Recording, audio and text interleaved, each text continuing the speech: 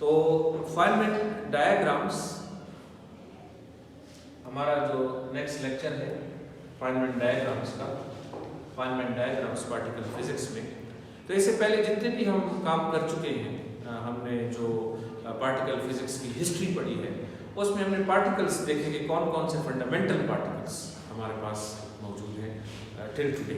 हमने देखा कि 61 फंडामेंटल पार्टिकल्स हैं, जिसमें लेप्टॉन्स हैं, जिसमें हेड्रॉन्स, क्वार्क्स हैं और मीडिएटर्स हैं, हिग्स है, सारे मिल मिला के सारे फंडामेंटल पार्टिकल्स हैं। लेकिन अब हम स्टैंडर्ड मॉडल के जो दूसरा हिस्सा है जिसमें हम इंटरेक्शंस को डील करते हैं उसकी तरफ जा रहे हैं। और उसमें जो पहला स्टेप है और एक कैलकुलेशनल स्टेप है, कंप्यूटेशनल मेथड है कि हम दो पार्टिकल्स के दरमियान फोर्स को कैसे कैलकुलेट करेंगे। तो उस कैलकुलेशन को स्टार्ट करने से पहले एक कंप्यूटेशनल मेथड है जो कि रिचर्ड फाइनमैन ने इन्वेंट किया था, उसको कहते हैं फाइनमैन डायग्राम्स। कि फाइनमैन डायग्राम्स की मदद से हम दो पार्टिकल्स के दरमियान या दो से ज़्यादा पार्टिकल्स के दरमियान फोर्स को कैसे कैलकुलेट करेंगे। लेकिन ये सारे प्रोसेस को समझने के लिए सबसे पहला स्टेप जो है वो है कि हम फाइनमैन डायग्राम्स को समझें कि फाइनमैन डायग्राम्स कैसे बनते हैं, इनके रूल्स क्या हैं। फिर फाइनमैन का अपना कैलकुलस है लेकिन वो बाद में देखेंगे। लेकिन पहले ये कि फाइनमैन डायग्राम्स क्या हैं और ये कैसे बनाते हैं। तो आज का जो हमारा टॉपिक है उसमें है फाइनमैन डायग्राम्स। तो स्टार्ट करते हैं। फाइनमैन, सबसे पहली बात कि फाइनमैन डायग्राम्स हैं क्या, ये किस तरह के डायग्राम्स हैं। तो इसमें दो तीन इंपॉर्टेंट बातें हैं जो आपको याद रखनी है। सबसे पहला कि फाइनमैन डायग्राम्स जो हैं वो पहली बात यह है कि वो सिंबॉलिक है, ठीक है। यानी सिंबॉलिक का मतलब ये है कि ये किसी प्रोसेस को रिप्रेजेंट करते हैं, ये किसी चीज़ की एक्चुअल डिपिक्शन नहीं है। यानी एक्चुअली हम किसी चीज़ को ड्रॉ नहीं कर रहे होते, बल्कि ये फाइनमैन डायग्राम्स जो हैं ये सिंबॉलिक है, ये एक प्रोसेस को रिप्रेजेंट करेंगे। तो सिंबॉलिक का मतलब ये है।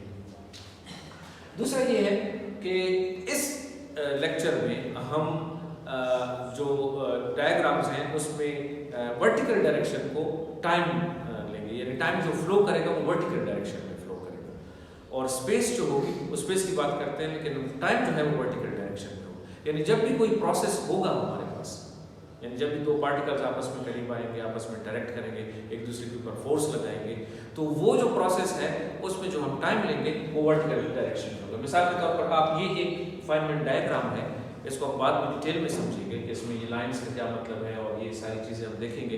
लेकिन सबसे इंपॉर्टेंट चीज़ आप पहले नोट कर लें कि इन डायग्राम्स में जो टाइम है ये अपवर्ड फ्लो कर रहा है। ये कन्वेंशन है, आप इसको हॉरिजॉन्टल फ्लो भी ले सकते हैं, लेकिन यहाँ पर इन लेक्चर्स में कंसिस्टेंट रहने के लिए आप ये देखें कि टाइम जो है वो हमेशा अपवर्ड फ्लो करेगा, सही। तो पहली बात तो हमने की फाइनमैन डायग्राम्स में टाइम की। तो ये सिंबॉलिक एक रिप्रेजेंटेशन है किसी प्रोसेस की, और सेकेंडली इसमें टाइम जो है वो अपवर्ड फ्लो करेगा। और दूसरी बात ये है इसमें जो स्पेसिंग्स हैं, वो जो स्पेसिंग्स हैं वो एक्चुअल ट्रेजेक्टरीज को नहीं रिप्रेजेंट करती। यानी इसका मतलब ये है कि आपके पास देखें कि ये एक इलेक्ट्रॉन है, ये दूसरा इलेक्ट्रॉन है और इसके दरमियान ये स्पेसिंग है, लेकिन इसका मतलब ये नहीं है कि ये एक्चुअली ये एक इलेक्ट्रॉन यहाँ पर है और एक इलेक्ट्रॉन यहाँ पर है और उनके दरमियान एक्चुअल है। ये एक्चुअल नहीं है। अगर मैं इस लाइन को इसके थोड़ा करीब कर दूं या थोड़ा दूर भी कर दूं तो फिर भी डायग्राम की नेचर पे या प्रोसेस पे कोई फर्क नहीं पड़ता, क्योंकि ये तो सिंबॉलिक है, ठीक है।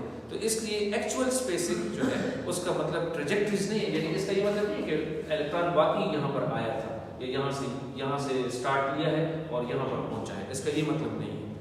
ये रिप्रेजेंट कर रहा है कि यहाँ पर एक इलेक्ट्रॉन था और ये भी रिप्रेजेंट कर रहा है कि यहाँ पर एक इलेक्ट्रॉन था।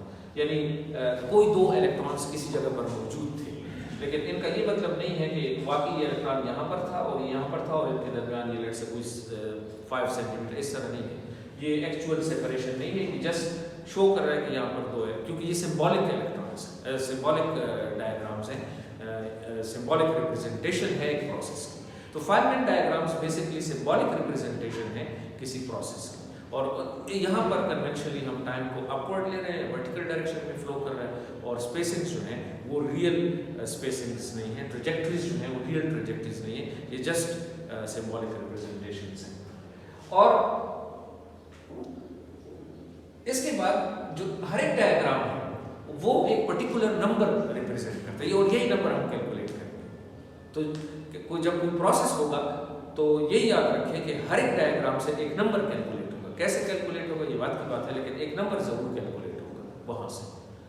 और सेकेंडली कि ये नंबर हम कैलकुलेट करेंगे फाइनमेन रूल्स की मदद से। तो इसके बाद एक लेक्चर आने वाला है जिसमें हम फाइनमेन रूल्स पढ़ेंगे और डायग्राम से, एक फाइनमेन डायग्राम से एक नंबर कैसे कैलकुलेट होता है और वो नंबर क्या रिप्रेजेंट करता है, वो फोर्सेस के ऊपर भी डिपेंड करता है। मिसाल के तौर पर इलेक्ट्रोडायनामिक्स में वो नंबर कुछ और होगा और क्रोमोडायनामिक्स में नंबर कुछ और होगा, वीक न्यूक्लियर फोर्स में नंबर कुछ और होगा, लेकिन हर एक डायग्राम एक नंबर को रिप्रेजेंट करता है। ये ऐसा सही। और अब कैलकुलेशन का मेथड क्या है, हम फाइनमेन डायग्राम से कैलकुलेशंस कैसे करेंगे। सबसे पहली बात यह है कि अगर हम किसी फिजिकल प्रोसेस को एनालाइज करना चाहते हैं, ठीक है, तो हमारे पास एक फिजिकल प्रोसेस है। मिसाल के तौर पर एक इलेक्ट्रॉन दूसरे इलेक्ट्रॉन के ऊपर फोर्स लगा है, कूलम इंटरेक्शन, कूलम फोर्स लगा है, ये हमारा फिजिकल प्रोसेस हो सकता है। तो फिर उसके बाद क्या करेंगे कि सबसे पहले हम तमाम डायग्राम्स को ड्रॉ करेंगे। इसमें बहुत सारे डायग्राम्स बनते हैं, एक्चुअली ये इनफाइनाइट प्रोसेस है, तो बहुत सारे डायग्राम हैं जिसमें ट्री लेवल डायग्राम है, जिसमें 1 लूप है, 2 लूप है, ये टर्मिनोलॉजीज हम सीखेंगे कि इनका क्या मतलब है, लेकिन सारे के सारे डायग्राम्स ड्रॉ करना जरूरी है और सारे रेलेवेंट डायग्राम्स। और फिर उसके बाद हम हर एक डायग्राम की कंट्रीब्यूशन फाइनमेन रूल्स की मदद से हर एक डायग्राम की कंट्रीब्यूशन कैलकुलेट करेंगे और तमाम कंट्रीब्यूशंस को फिर ऐड अप करेंगे। बेसिकली एक इनफाइनाइट प्रॉब्लम बनता है, लेकिन इस इनफाइनाइट प्रॉब्लम को हम फाइनाइट बनाएंगे, ठीक है। तो मेथड ऑफ कैलकुलेशन में ये है कि आप एक प्रोसेस सोचेंगे, उस प्रोसेस में सारे डायग्राम्स बनाएंगे, हर एक डायग्राम से फाइनमेन रूल्स की मदद से एक नंबर कैलकुलेट होगा और तमाम नंबर्स को फिर ऐड अप करेंगे, राइट। और इसके आगे फिर ये जो सम होगा total of all Feynman diagram, ये एक फिजिकल प्रोसेस, ये कोई वैल्यू रिप्रेजेंट करेगा, कोई फिजिकल मेजरेबल चीज को रिप्रेजेंट करेगा। फॉर एग्जाम्पल QED में यानी क्वांटम इलेक्ट्रोडायनामिक्स में, जो कि नेक्स्ट लेक्चर में हम देखेंगे, ये जो हमारे पास नंबर है वो एक फैक्टर है जिसे हम फाइन स्ट्रक्चर कांस्टेंट कहते हैं। तो ये एक फैक्टर होगा जो हर एक डायग्राम से कैलकुलेट होगा। ये फॉर एग्जाम्पल ऐसे क्रोमोडायनामिक्स में ये फैक्टर कुछ और होगा और हर एक फोर्स के लिए फैक्टर कुछ और होता है, लेकिन QED में ये जो है ये फाइन स्ट्रक्चर कांस्टेंट है। तो इस तरह फिर फाइन स्ट्रक्चर कांस्टेंट ये बेसिकली बहुत स्मॉल नंबर है और ये स्मॉल नंबर जब हम ऐड अप करेंगे तो उसकी मदद से हम हायर ऑर्डर डायग्राम्स को निगलेक्ट कर सकते हैं। लेकिन वो देखेंगे इसके अंदर एक बड़ी अच्छी कहानी है कि higher order diagrams quantum electrodynamics में तो निगलेक्ट हो सकते हैं, क्वांटम क्रोमोडायनामिक्स में कैसे निगलेक्ट होंगे वो हम देखेंगे, उनकी कंट्रीब्यूशन जो है वो कैसे। तो इसलिए हायर ऑर्डर डायग्राम जो है वो इसलिए इग्नोर हो सकते हैं कि ये इसकी वैल्यू बहुत स्मॉल है, लेकिन ये क्वांटम इलेक्ट्रोडायनामिक्स में। तो नट शेल में जो हमने किया है वो ये है कि जो फाइनमेन डायग्राम्स है, फाइनमेन डायग्राम्स वो एक फिजिकल प्रोसेस को हम डायग्रामेटिकली रिप्रेजेंट करते हैं, लेकिन स्कीमेटिक डायग्राम्स हैं, सिंबॉलिक डायग्राम्स हैं। और वो जब डायग्राम्स बन जाते हैं उनसे कोई नंबर कैलकुलेट करते हैं और वो नंबर जब कैलकुलेट हो जाते हैं वो सबको ऐड अप करते हैं और हमारे पास फाइनल रिजल्ट आ जाता है, राइट। अब हम इन डायग्राम्स को ड्रॉ करेंगे मुख्तलिफ फोर्सेस के लिए और मुख्तलिफ प्रोसेसेस के लिए, लेकिन हम स्टार्ट करेंगे क्वांटम इलेक्ट्रोडायनामिक्स से। जिस तरह हम कूलम्स लॉ है, असल वो हम जो चार्ज के बीच में फोर्स के लिए हम इंट्रोड्यूस करते हैं, इसके लिए हम मेजर करते हैं कि दो चार्ज के दरमियान कितना फोर्स होगा। सर जो फाइनल डायग्राम है इससे हम क्या चीज़ कैलकुलेट करेंगे? यही फोर्स कैलकुलेट करेंगे, लेकिन किस तरह करेंगे ये आप देखेंगे, ठीक है ना। इसमें कुछ स्टेप्स, डायग्राम्स पहले बनाएंगे, फिर उन डायग्राम्स की मदद से हम फाइनमेन रूल्स को इस्तेमाल करते हुए कुछ एम्पलीट्यूड्स कैलकुलेट करेंगे और आखिरकार बात वही है कि हम इंटरेक्शन कैलकुलेट करनी है, दो पार्टिकल्स के दरमियान फोर्स को कैलकुलेट करनी है। सर ये तो थ्योरेटिकल कैलकुलेशन है, कम्प्यूटेशनल कैलकुलेशन है सर, तो डायग्राम ही क्यों, कोई और मेथड नहीं है? ये आसान है, इससे पहले लोग इक्वेशंस की मदद से भी कर सकते हैं, लेकिन इक्वेशंस की ये बिल्कुल इक्वेशंस की मदद से हो सकता है, लेकिन वो इतना लेंथी प्रोसीजर है कि फाइनमेन इसमें बड़ा खुश था जब उसने ये डायग्राम्स बनाए थे। ये बड़ा स्ट्रेट फॉरवर्ड और इजी मेथड है और उसने अपनी गाड़ी के ऊपर, वैन के ऊपर भी प्रिंट करवाए थे फाइनमेन डायग्राम। तो ये कैलकुलेशनल मेथड है जिसने लाइफ को बड़ा आसान बना दिया, जैसे बड़ी आसानी से कैलकुलेशन, ठीक।